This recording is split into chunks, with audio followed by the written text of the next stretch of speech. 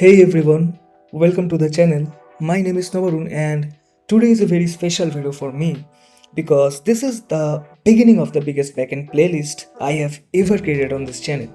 So if you have been searching for one complete backend course that doesn't just teach theory but actually teaches you how real backend systems are built in companies, then this playlist is just for you.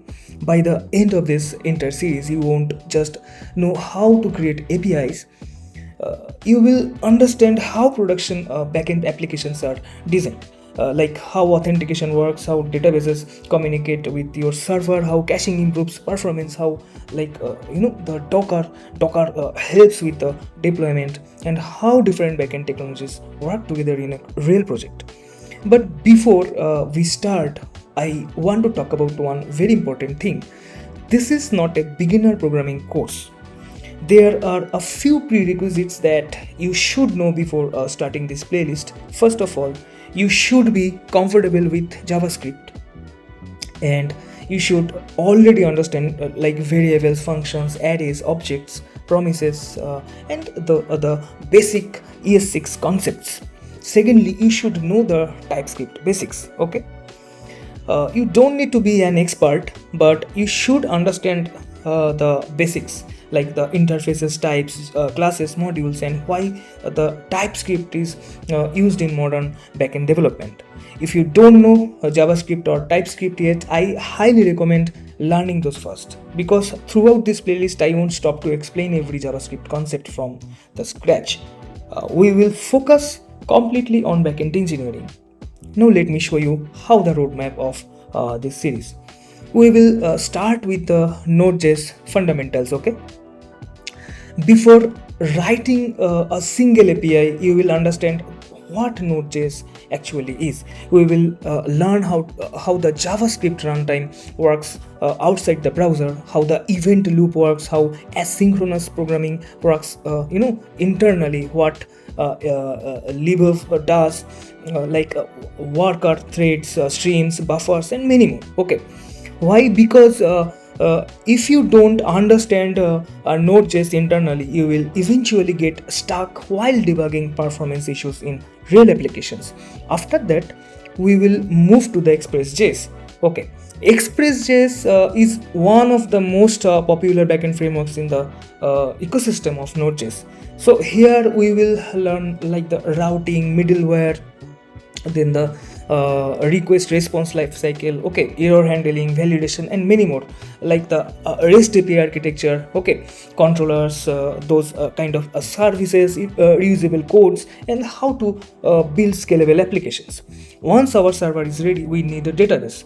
So we will first learn the MongoDB. Okay, like you will understand collections, documents, indexes, okay, aggregation, pipelines, schema design, relationships, okay, and how MongoDB is used in modern startups and SaaS applications. Then we will learn the PostgreSQL.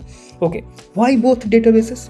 Because in the real world, different companies use different databases. Okay, MongoDB is excellent for flexible document based data, while this PostgreSQL is one of the most powerful relational databases used in enterprise applications. So you will learn SQL joins, like the indexing, okay, relationships, and many more, and like how to choose the right database for the right problem. After that, we will implement JWT Authentication. We will build complete login and registration systems like password hashing, access tokens, refresh tokens, role-based authorization, protected routes, authentication, middleware, okay, and many more, like the production level security practices. Okay, then we will integrate Google Auth. Okay, instead of asking users to create a password, we will allow them to sign in securely using their Google account. Okay, exactly like those modern applications do. Next comes the Cloudinary. Okay, whenever users upload their profile pictures or like other images, Storing them directly on your server is not a the good idea.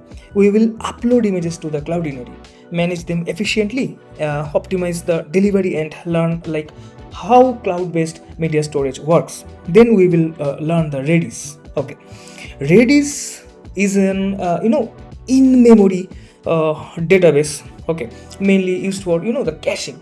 So we will use it to reduce database queries, like improve API response times, store some temporary data sessions, manage, and significantly increase the application performance. Okay, after Redis we will move to the BullMQ. So not every task should happen immediately. Okay, some tasks like the sending emails, generating reports, processing images, or running background jobs should happen asynchronously. So BullMQ helps us build reliable job queues that make applications faster and more scalable. Then we will learn the Docker. Okay, instead of saying it works on my machine, you will learn how to package your backend database like the Redis and other services into your containers so that the application runs the same way everywhere, whether it's your laptop or your teammate's computer or a production server.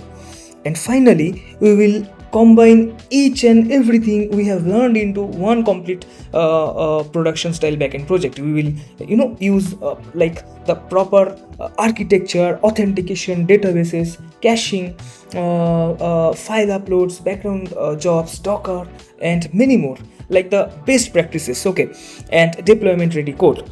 So this project will look much closer to what you will actually build in a software company than a typical CRUD tutorial. So by the end of this playlist, you will have a strong backend foundation that prepares you for the like internships, startups, product companies, MNCs, and many more. Okay, and your own SaaS ideas also.